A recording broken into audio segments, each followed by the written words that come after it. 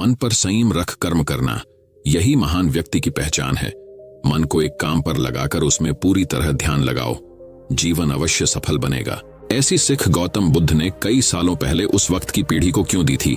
इसके पीछे का रहस्य क्या है? आज इसी रहस्य के बारे में हम गौतम बुद्ध की कहानियों के माध्यम से जानेंगे।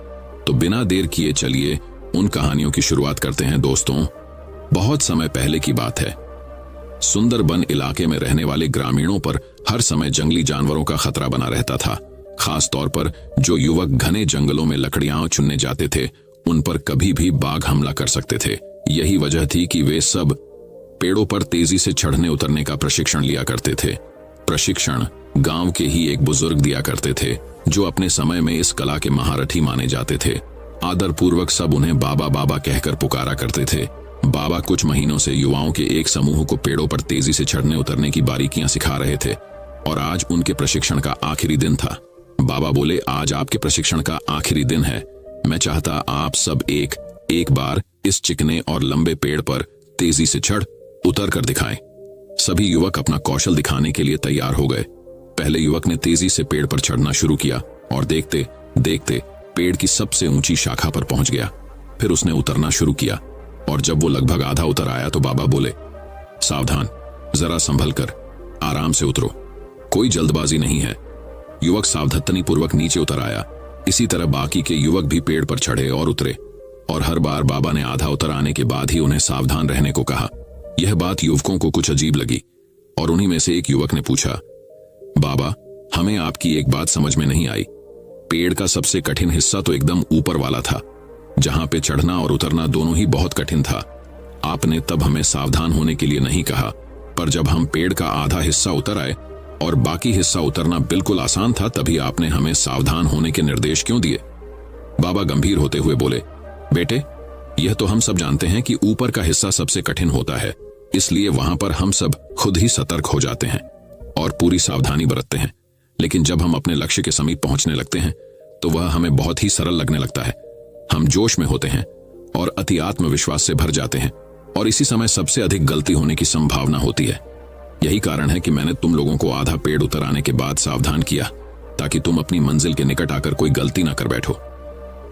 युवक बाबा की बात समझ गए। आज उन्हें एक बहुत बड़ी सीख मिल चुकी थी, जो सीख थी कि सफल होने के लिए लक्ष्य निर्धारित करना बहुत ही जरूरी है और यह भी बहुत जरूरी है कि जब हम अपने लक्ष्य को हासिल करने के करीब पहुंच जाएं, मंजिल को सामने पाएं, तो कोई जल्दबाजी न करें और पूरे धैर्य के साथ अपना कदम आगे बढ़ाएं। बहुत से लोग लक्ष्य के निकट पहुंचकर अपना धैर्य खो देते हैं और गलतियां कर बैठते हैं, जिस कारण वे अपने लक्ष्य से चूक जाते हैं। इसलिए लक्ष्य के आखिरी पड़ाव पर पहुंचकर भी किसी भी तरह की असावधानी मत बरतिए और लक्ष्य प्राप्त करके ही दम लीजिए। दोस्तों, दूसरी कहानी कुछ इस प्रकार चालू होती है। बहुत समय पहले की बात है। एक गांव में मोहन नाम का एक किसान रहता था। वह बड़ा ही मेहनती और ईमानदार था। अपने अच्छे व्यवहार के कारण दूर दूर तक लोग उसे जानते थे और उसकी प्रशंसा करते थे।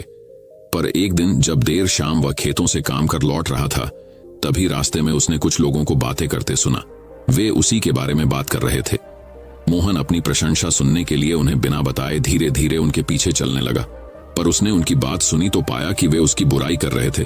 कोई कह रहा था कि मोहन घमंडी है, तो कोई कह रहा था कि सब जानते हैं वो अच्छा होने का दिखावा करता है।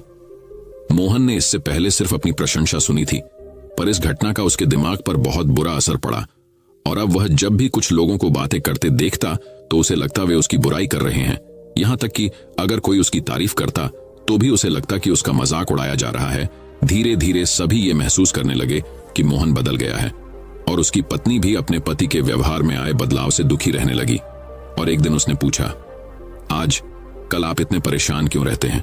कृपया मुझे इसका कारण बताइए। मोहन ने उदास होते हुए उस दिन की बात बता दी।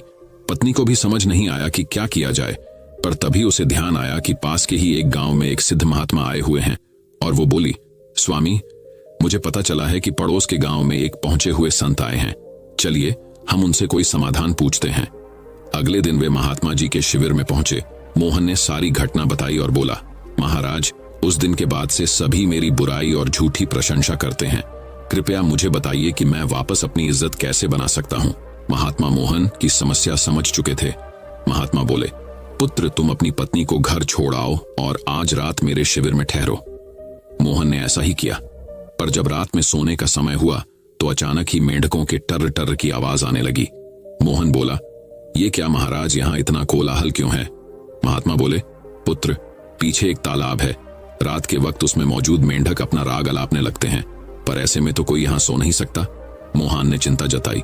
महात्मा बोले, हाँ बेटा, पर तुम ही बताओ हम क्या कर सकते हैं। हो सके तो तुम हमारी मदद करो। महात्मा जी बोले। मोहन बोला, ठीक है महाराज, इतना शोर सुन के लगता है इन मेंढकों की संख्या हजारों में होगी। मैं कल ही गांव से 50-60 मजदूरों को लेकर आता हूं और इन्हें पकड़कर दूर नदी में छोड़ आता हूं। और अगले दिन मोहन सुबह सुबह मजदूरों के साथ वहां पहुंचा। महात्मा जी भी वहीं खड़े सब कुछ देख रहे थे। तालाब ज्यादा बड़ा नहीं था। 8-10 मजदूरों ने चारों ओर से जाल डाला और मेंढकों को पकड़ने लगे। थोड़ी देर की ही मेहनत में सारे मेंढक पकड़ लिए गए।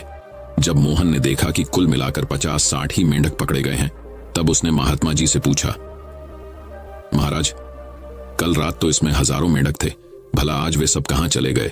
यहां तो बस मुट्ठी भर मेंढक ही बचे हैं। महात्मा जी गंभीर होते हुए बोले, कोई मेंढक कहीं नहीं गया। तुमने कल इन्हीं मेंढकों की आवाज सुनी थी। ये मुट्ठी भर मेंढक ही इतना शोर कर रहे थे कि तुम्हें लगा हजारों मेंढक टर्र टर्र कर रहे हों। पुत्र, इसी प्रकार जब तुमने कुछ लोगों को अपनी बुराई करते सुना तो भी तुम यही गलती कर बैठे। तुम्हें लगा कि हर कोई तुम्हारी बुराई करता है, पर सच्चाई यह है कि बुराई करने वाले लोग मुट्ठी भर मेंढक के सामान ही थे। इसलिए अगली बार किसी को अपनी बुराई करते सुनना तो इतना याद रखना कि हो सकता है ये कुछ ही लोग हों जो ऐसा कर रहे हों, और इस बात को भी समझना कि भले तुम कितने ही अच्छे क्यों ना हो, ऐसे कुछ लोग होंगे ही होंगे जो तुम्हारी बुराई करेंगे। अब मोहन को अपनी गलती का एहसास हो चुका था। वह पुनः पुराना वाला मोहन बन चुका था। दोस्तों, मोहन की तरह हमें भी कुछ लोगों के व्यवहार को हर किसी का व्यवहार नहीं समझ लेना चाहिए और सकारात्मकता से अपनी जिंदगी जीनी चाहिए। हम कुछ भी कर लें, पर जीवन में कभी ना कभी ऐसी समस्या आ ही जाती है जो रात के अंधेरे में ऐसी लगती है मानो हजारों मेंढक कान में टर टर कर रहे हो, पर जब दिन के उजाले में हम उसका समाधान करने का प्रयास करते हैं तो वही समस्या छोटी लगने लगती है। इसलिए हमें ऐसी परिस्थितियों में घबराने की बजाय उसका उपाय खोजने का प्रयास करना चाहिए और कभी मुट्ठी भर मेंढकों से घबराना नहीं चाहिए। दोस्तों, तीसरी कहानी कुछ इस प्रकार चालू होती है। बहुत समय पहले की बात है। बुद्ध के पास उनका प्रिय शिष्य पूर्ण पहुंचा। बुद्ध ध्यानावस्था में बैठे थे। पूर्ण के पहुंचने पर उन्होंने आंखें थोड़ी सी खोली और पूर्ण से आने का कारण पूछा तो उसने कहा, मैं धर्म प्रचार के लिए जाना चाहता हूं, आपकी आज्ञा चाहिए। बुद्ध मुस्कुराए और कहा, पूर्ण, धर्म की राह बहुत मुश्किल है। तुम लोगों को अच्छी बातें बताने जाओगे और लोग तुम पर नाराज होंगे। हो सकता है कि अपशब्द भी कहें। इस पर पूर्ण ने कहा, कोई बात नहीं, मैं यह सोचकर उनकी बातों पर ध्यान नहीं दूंगा कि उन्होंने अपशब्द ही कहे, पिटाई तो नहीं की। बुद्ध बोले, हो सकता है कि कुछ लोग हाथ उठा दें। पूर्ण ने कहा, तब मैं यह सोचकर उन्हें क्षमा कर दूंगा कि उन्होंने मुझ पर शस्त्रों से प्रहार तो नहीं किया। बुद्ध फिर बोले, हे पूर्ण, हो सकता है कि कुछ लोग तुम पर शस्त्रों का भी उपयोग करें।